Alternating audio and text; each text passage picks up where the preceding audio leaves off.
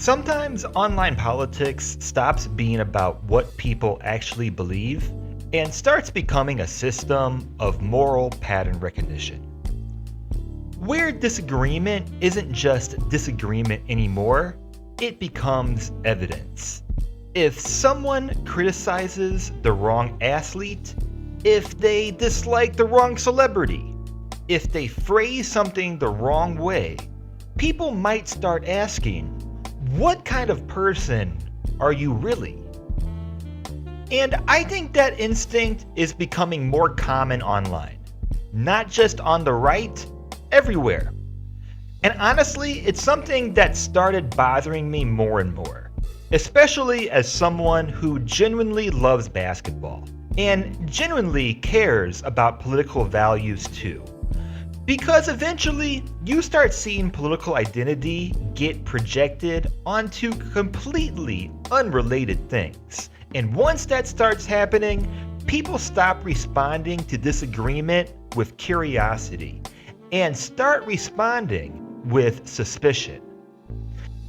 And I think you can actually see that tension pretty clearly in a recent moment involving Jennifer Welch.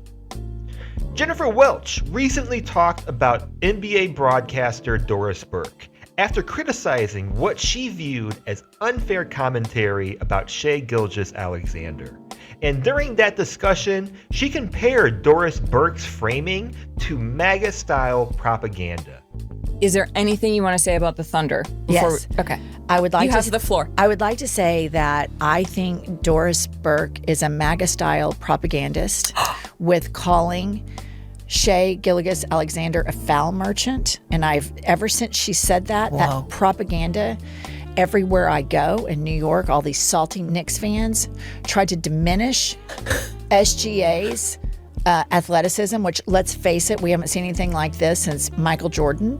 And it all started with Doris Burke, who is a Thunder hater, an SGA hater, and a Thunder and SGA propagandist. I've completely had it with her. She's not loved in Oklahoma City. It is not objective journalism.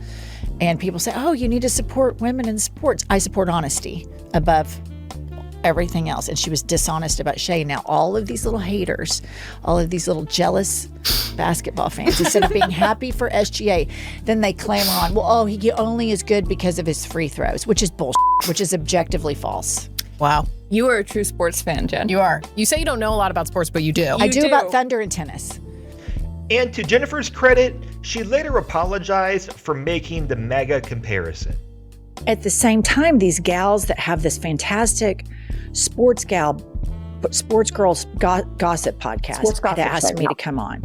I have no business talking about sports, right? I mean, I'm a political podcaster. So they asked me to come on, and I just start ripping about Doris Burke, which I stand by. Doris Burke is unfairly an SGA hater. But I did get a DM from somebody who works with Doris Burke, or has worked with Doris Burke, a very respected person in NBA circles, who said, love your podcast, love your political views. I don't think it was fair to link Doris to MAGA. And I responded to this person and I said, you're 100% correct. That I shouldn't have linked Doris to MAGA-style propaganda. I don't know what Doris's politics are, but Doris is a female in a male-dominated profession and covers a sport that is predominantly African-American. I doubt, this is my opinion, I doubt Doris is MAGA. But I will say this to Doris. As women, we can disagree about what I perceive to be your propaganda towards the Thunder and towards SGA, and I shouldn't have branded you as MAGA. That's on me, because I have a tendency, everything I dislike, I label as MAGA, and that is a problem for me. Pumps does the same thing. We're out and about. She's like, oh my God, that guy looks like Don Jr. She feels like it's like at the forefront of our mind all the time. And so, Doris, here's the deal. Doris Burke, I appreciate the job you do. I appreciate that you are a woman in a man's world. I appreciate that you have a different opinion than me. I say that as women, we can talk smack about sports back and forth the same way that men do. And I can say that you're a propagandist. I apologize for calling you a MAGA propagandist because that is a horrible insult. But I stand by that you are a SGA hater and an SGA propagandist and a Thunder hater, and I'll die on the hill. And honestly, I respect that she apologized. Because I actually agree with Jennifer Welch on a lot politically. I think she's often transparent, I think she's emotionally sincere, and I think a lot of what she talks about politically comes from genuinely held values. So this isn't really about trying to expose her, it's about something larger. Because I think this moment reveals a broader internet habit that's becoming increasingly common. And to be fair, there are real reasons people become sensitive to this stuff. Politics affects culture, media framing matters, dog whistles exist, and bias absolutely exists in sports media sometimes.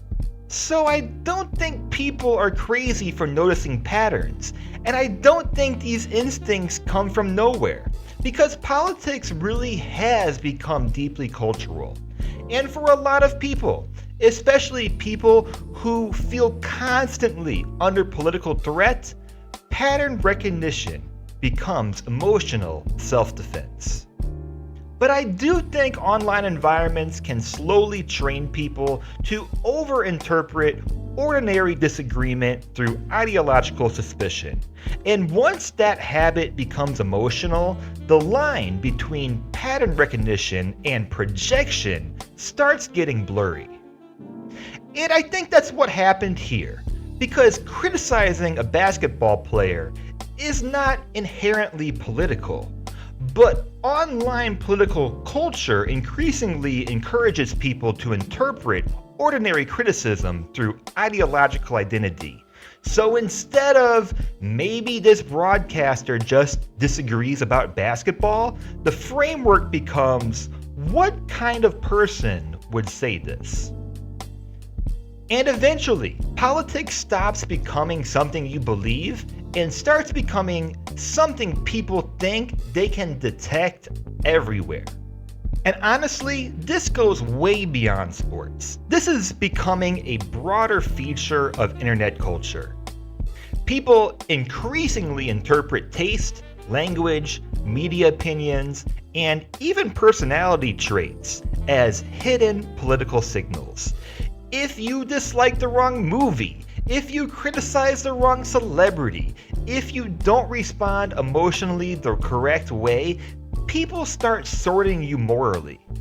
And the internet rewards this because certainty performs well online, suspicion performs well online, moral sorting performs well online. And eventually, people stop asking, is this true? And start asking, which side does this person belong to? And I think this becomes dangerous over time. Because once you start treating ordinary disagreement as ideological evidence, you slowly lose the ability to separate disagreement from moral threat. And that creates a culture where suspicion replaces interpretation, where people stop engaging with what someone actually said and start constructing hidden political identities around them. And honestly, that dynamic exists all over online politics now. Not just on one side, everywhere. And to be clear, I'm not saying politics and culture are separate. They're not. And I'm not saying bias doesn't exist. It obviously does. And I'm also not saying Jennifer Welch is secretly authoritarian or malicious or anything dramatic like that. I don't think that. I think this is a very human internet habit, but I also think it's a habit that gets reinforced constantly online. And eventually, people start treating ideological suspicion as insight. And I think that's the part that's easy to miss. Because once political identity becomes something people think they can detect everywhere, eventually disagreement itself starts feeling morally suspicious. And that creates a culture where people stop interpreting others charitably and start interpreting them diagnostically. And honestly, I think that mindset slowly makes public conversation worse. Because not every disagreement is ideological, and not every criticism is secretly political. But the internet increasingly trains us to believe that it is.